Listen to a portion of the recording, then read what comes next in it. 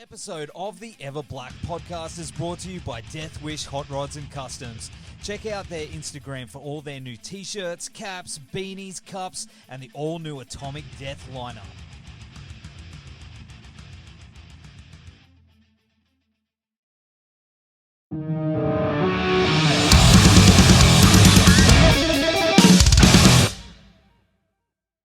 Do you love Red Fang, Caius, Queens of the Stone Age, Truck Fighters, Riffmageddon Vol II?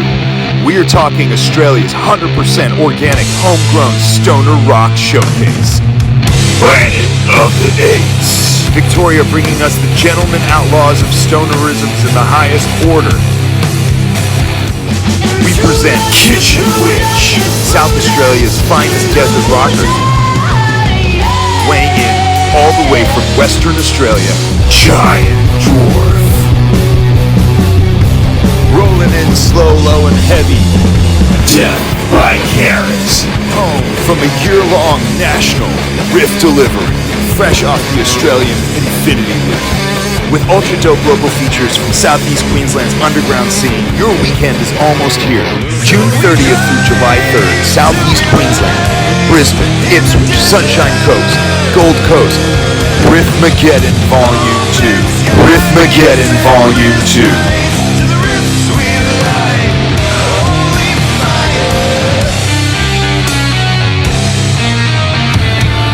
Tickets online now. But mate, it's good to talk to you again. You having a good night? Yeah. What's going on down there in planet, wherever that planet is behind you? This is planet Earth. Oh. I live around, see that dot there? Yeah. Somewhere near there. Excellent. And yeah, things are good. Yeah, typical Thursday, work. Usually have a family catch up via video because that's a thing now. I see my family more now than I probably did pre-COVID days. Crazy. Which is, so it's something that we've kind of kept up with, even though I can go visit them. Yeah, it's just kind of good to stay close with them when it's been, they're up in Newcastle, I'm in Melbourne. It's still 2,000 kilometers away. Yes, but this works. This whole thing works. I'm all about it. Exactly. I'm all about talking to people through the screen now. Makes life so much easier. I can be here in my pajamas and nobody even knows. I'm not in my pajamas, people. I am. Well, and there'd be nothing wrong with that either. Like, no, pajamas are metal. Pajamas are metal. Anyway, you're going to be heading up this way this week for Riffmageddon 2, if I've said that correctly. Riffmageddon for sure. You got to say it right. Riffmageddon 2. With a bunch of great bands like Kitchen Witch, Giant Dwarf, Death by Carrot, and a shit ton of other amazing bands from up here too, like Gutter Fire and Crave. Man, how did this come about? Because it just came out of nowhere, and it's like, oh, you guys want a tour? Yeah, here you go. Look, specifically this tour came through Death by Carrot. They're the driving force behind Riffmageddon and all other good things, stoner rock around Australia. Like they've travel and tour more than anybody that we know, and they do it in Australia with half the population or more than some other continents.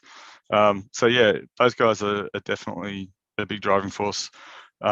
Originally, before COVID, we were actually midway through a tour, and all that was left really was Far North Queensland, and we're going to do the same thing with them back in March 2019. So this is kind of fulfilling that in some respects. We've always wanted to get up to Queensland to do a run of shows. They hit us up and we were like, well, yeah, as long as we can, we will. And that's kind of like, that's how we've been over the last 2 years. As long as we can, we do, and we have. And yeah, we've kind of made the most out of it. But yeah, this little run of shows, it's four shows back to back up here. It's awesome. Yeah, I'm really excited. We were all really excited for it.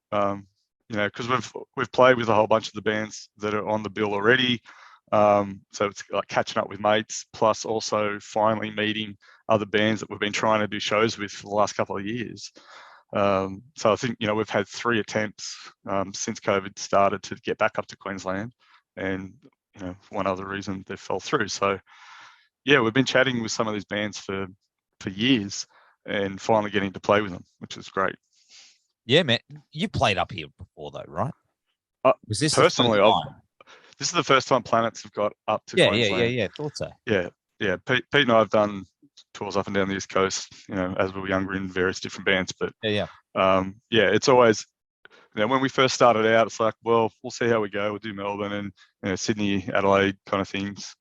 But always wanted to get up there. But it just, timeline didn't happen, or we were still starting out, so we had a lot more trouble kind of arranging and booking shows. Any up and coming band knows that until you're known, nobody really wants to know you. Man, I tell you what, though, it's a really good run of shows. Like, we don't get that, and the lineups are sick. And talking about that, who are the bands that you're really looking forward to catching up with, or a meeting in person that you maybe haven't from up this way? Well, I think Fumarole's probably the one we've been kind of communicating with the longest. So they've been in the playlist for quite some time. You put me on the spot, and I was going to have a whole list to talk about, but yeah, they're the ones that got to fire. Obviously, same kind of deal. Those two guys, those two bands specifically, I think they were both on 2 of the different shows we were supposed to do. But I love being on the road, and any opportunity we can, we just check out what local bands are going on, and they help us get an understanding of how like the stoner scene might be going in those areas, and just talking shit and talking music and gear and woes and everything else. It's I'm very much looking forward to it. Well, part of the tour is it's going to see you guys come to the Gold Coast, and you're playing Mo's Desert Clubhouse. I love Mo's. Shout out to the Mo's guys. Shout out to Christian and the team there. Man, so sick. Man, have you seen it? We've heard good things. Well, no, we've heard good things, and it wasn't really around back in, early 2000s when I was doing more shows up around there. I think we used to play, what's it called? Like Rock and Roll Bar? What's Planet Hollywood or something? What's it called? Hard Rock Cafe? Hard Rock Cafe. I think the most shows I play on the Gold Coast were at the Hard Rock Cafe, which is just weird. And not there anymore. And probably not there anywhere. No, literally a couple of weeks ago, they closed the door. Wow. Yeah, dude. Okay. But, man, I got to tell you what, load up on those visuals, man, because, like, Mo's have got this sick screen behind. Like, we've been talking about that this week. Yeah. Man, it's going to be incredible. I can't wait. Yeah. Playing with visuals is it's always on our agenda. Like, anytime we're trying to book big shows, we typically try and get a lighting guy through. Something about music and visuals have always gone hand in hand with me. So I'm not synesthetic. I don't kind of see color and stuff, but I think it definitely helps you ingrain yourself in what you're doing there, because you can close your eyes, which I do on stage all the time, and you can do that in the crowd, but when you're kind of bombarded with this imagery as well as this sonic kind of onslaught, there's really nothing else like it. No, and I can't wait, especially with your, if it's anything like how I saw the last time when we were talking and the background was all changed, man, people are going to trip out. It's going to be sick. So, well, depends on what they're partaking in, but yeah. Let's keep it. We don't end up here in Queensland. Got it. Yeah. But of course, last time we spoke, man, we mentioned about, of course, the growing scene, the desert rock and metal scene in Australia, and this tour is absolute testament to that. Since shows have been coming back in full swing, have you noticed that there's that growth even more and bands are pushing forward? I think there's growth anyway. People are in Melbourne. I think people are just happy to be out seeing shows. And the community we've got here is pretty solid. We played a show a couple of weeks ago with Jack Harlan, and we're just hanging out the back. You know, there's a lot of just camaraderie, a lot of bands kind of going through the same shit. So, you know, we get to talk to each other about being on the road and things like that. But yeah, as far as like punters go, it's always been pretty solid here. Like, if you're into it, you're into it. But what we're seeing is more people just kind of being brought into that, you know, friends of friends, and a lot of people just kind of, I just wanted to go see some rock and roll, and I knew this venue was good. So, and this is the first time I've ever seen stoner rock, and that's amazing. You know, we get to bring those people into this little community. But yeah, this run of shows, I think, is hopefully a catalyst or a starting point for more things like this throughout Australia. You know, we know there's talent through every capital city, and even some of the small country towns in Australia. There's good bands getting around.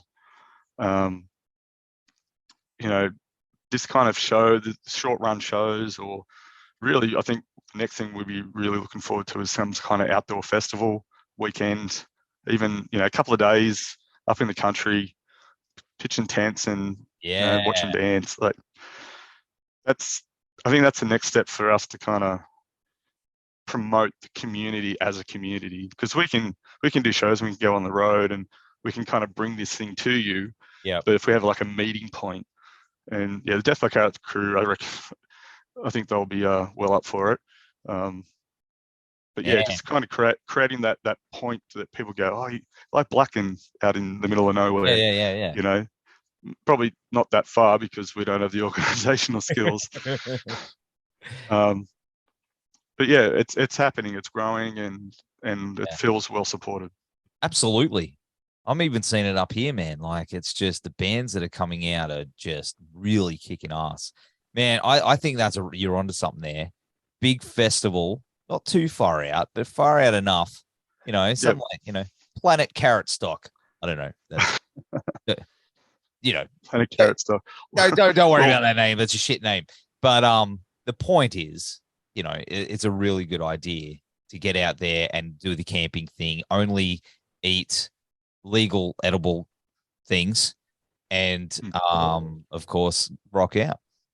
Yeah, I could see us putting some energy into that in the not too distant future. There's a lot of other things we're working on. We've got this split coming out, and we've already started on album number 3. Yeah, but we'll find time. I did see a little sparkle in your eye when you were talking about that then, so it's got me excited. Yeah. I just, being outdoors and having access to music, to loud music, and probably visuals as well, I think would be pretty magical. Yeah, 100%. Sign us up. When we talk about the kind of origins of the desert rock, stoner rock, with the kayaks and doing those kind of generator parties and things like that, it brings that DIY approach, kind of brings a lot home for us, especially. But I think everybody we talk to is like, oh yeah, we'd get involved in that. We'd love to do that. Yeah, that sounds. But yeah, that's down the track. These 4 shows coming up are going to be a blast. That's it. You got lots to get there. Lots in the middle there to get there. But you mentioned the split. That's pretty cool, man. That's called was it Turn to Stone Chapter 5 with Duneeater? Turn to Stone Chapter 5, yeah, with Duneeater, local Victorian boys. Yeah. So there's a guy through Facebook and Vegas Rock Revolution called John Gist, who's been an advocate for ours and of Duneeater's for a while. So he and Todd from Ripple Music have kind of got a relationship, and he pitched the split, and Todd was into it. So that started maybe like October 2020, something like that. We started talking about it. Yeah. And we fit it into the last couple of years when we could. So we had enough tracks up our sleeves to kind of put this together. And we worked with Duneeater on it. It's a rotating kind of concept. So there's no side A, no side B. Our side fades out with their beginning of their side, and their side fades out with the beginning of our side, that kind of thing. So, and while kind of vastly different bands and different sounds, there's a cohesiveness to how it goes. I think it's pretty good. I'm really excited for people to hear it. The Duneeater single is already up. That's out now. Yep. Called Pleather Sex. Yeah, I wasn't going to attempt saying that. But it's cool. But definitely watch it. It's amazing. And yeah, our single will hit early July with our video release as well. And you can pick it up as of I think August 5th. I think it is. What's that one called? What's our single called? Yeah. It's called Raised by Night.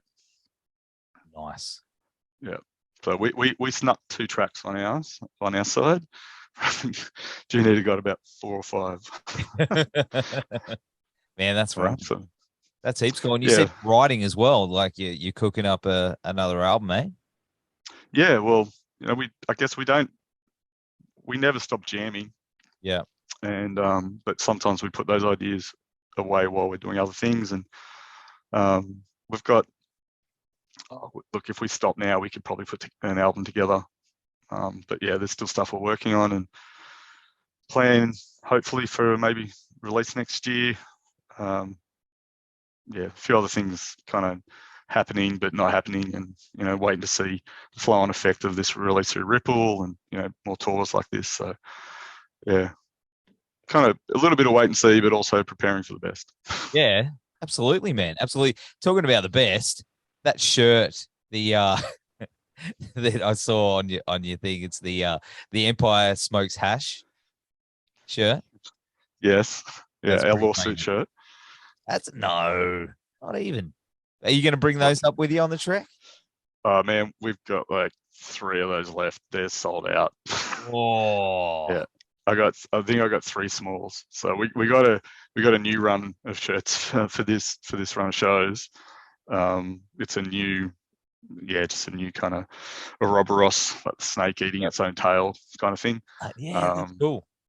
Yeah, but yeah, this Empire Smokes Hash. Yeah, if it re-emerges, it may come back as a hoodie, but I kind of feel like we've done our dash with Star Wars references. Hey man, like I don't know who's the Star Wars dude in the band. Is it all of you? Well, we're all 40-ish. Like it's a thing. Yeah, it's a thing. Yeah. Are you up to date with Obi-Wan? What day is it? Thursday? No, I'm an episode behind. Oh. I don't know. It comes out on Wednesday. Yeah, man. Okay, I'm not. But I feel like, especially the whole Tatooine thing, and it's like the perfect setting for the desert stoner bands. You know what I mean? It's like the hand in hand. He's like Obi-Wan. I reckon he'd be a Caius dude, eh? Oh, for sure. Yeah. Obi. Yeah. Old Ben loves Caius. My man's just chilling out there in his little dirt hut. He'd just be, where I'm going. Look, we've used that imagery before. I think we even did like a snippet clip.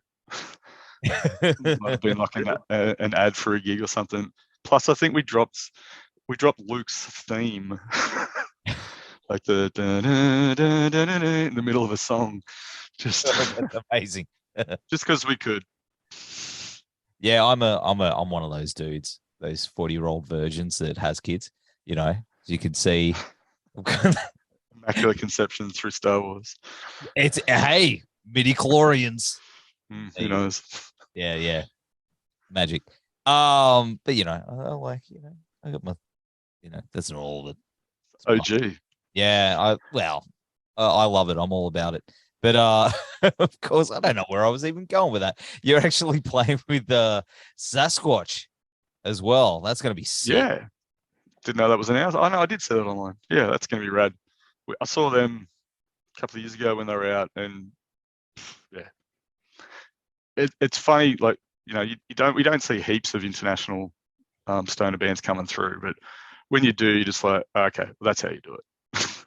Yeah, we have a good crack, but they just kind of smash it out night after night. And yeah, it's interesting to watch. Man, that'll be cool. That'll be really, Yeah. really cool. Man, you got heaps coming up, actually. Looking at it, like, you know, is overseas on it? Now bands are coming here. You know, bands got to go over there, play that. Yeah. Have you got plans to, you know?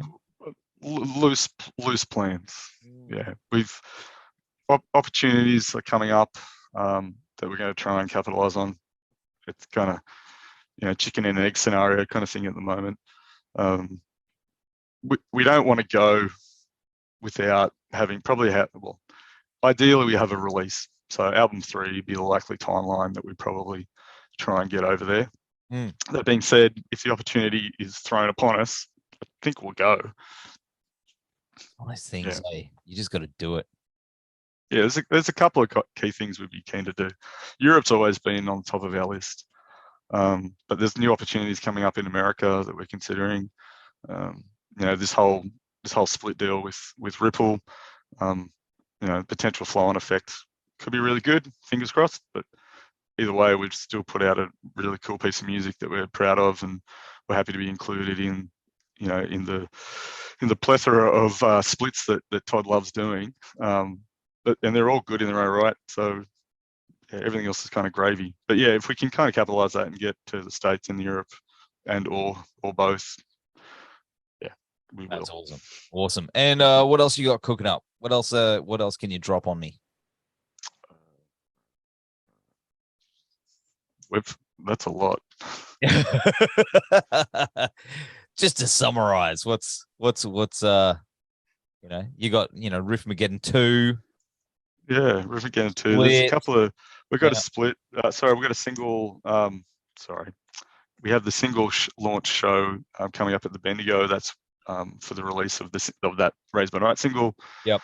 And then I think, yeah, off to Sydney in a little bit, and then around September, October, we're going to do another interstate run with Duneeater. So yeah, that'll be, again, just being back on the road with the boys, having a laugh. It's going to be rad. But yeah, we'll be bringing that kind of split tour to mostly East Coast. We're still trying to see if we can get into Queensland. There's some time restraint issues. But yeah, we'll be out. We'll be having fun. Excellent, man. Well, I can't wait to see you guys at Moe's. That's for sure. That's going to be sick. I'll definitely be buying your beer.